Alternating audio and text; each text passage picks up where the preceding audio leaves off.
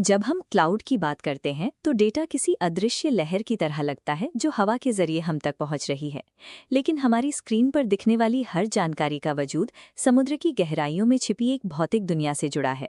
दुनिया का 95% internet traffic हजारों मील लंबे फाइबर ऑप्टिक केबल्स के जरिए आता है। ये जाल महासागरों के तल में बिछा हुआ है और महाद्वीपों को आपस में जोड़ता है।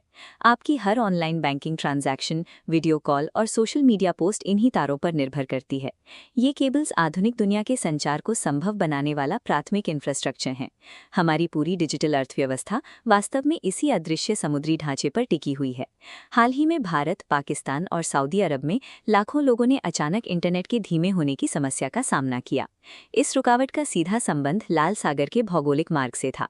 इस संकरे समुद्री रास्ते के तल में बिछी कई महत्वपूर्ण इंटरनेट केबल्स के कटने से डेटा का प्रवाह प्रभावित हुआ था।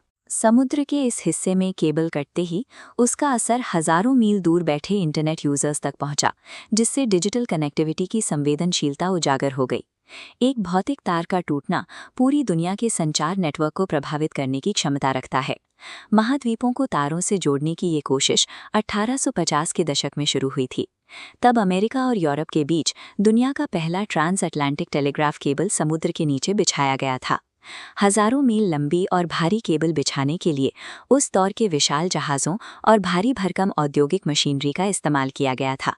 1858 की इस केबल के क्रॉस सेक्शन में देखिए कैसे तारों पर बचाव के लिए कई परतें चढ़ाई गईं।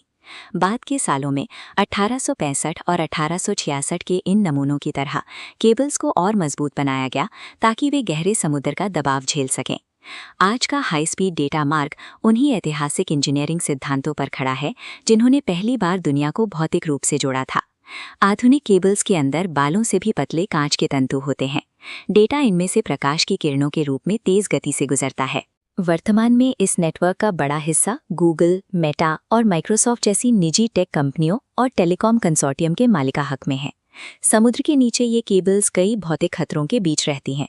जहाज़ों के भारी लंगर या भूकंप से या यहाँ तक कि समुद्री जीवों के काटने से भी इन्हें नुकसान पहुँच सकता है। इन जोखिमों को कम करने के लिए केबल्स को विशेष मशीनों के जरिए समुद्र के तल में गहराई तक दबा दिया जाता है। हमारी वैश्विक कनेक्टिविटी समुद्र की गहराइयों में बिछे इन्हीं नाजुक लेकिन मजबूत कांच के धागों की सुरक्षा पर टिकी हुई है।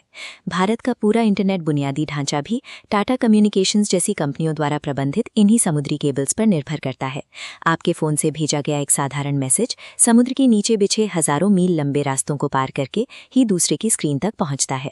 हम भले ही इंटरनेट को एक वायरलेस सुविधा के रूप में देखते हैं, लेकिन ये असल में हजारों टन वजनी केबल्स और जमीन के नीचे बिछे एक विशाल ग्रिड से चलता है।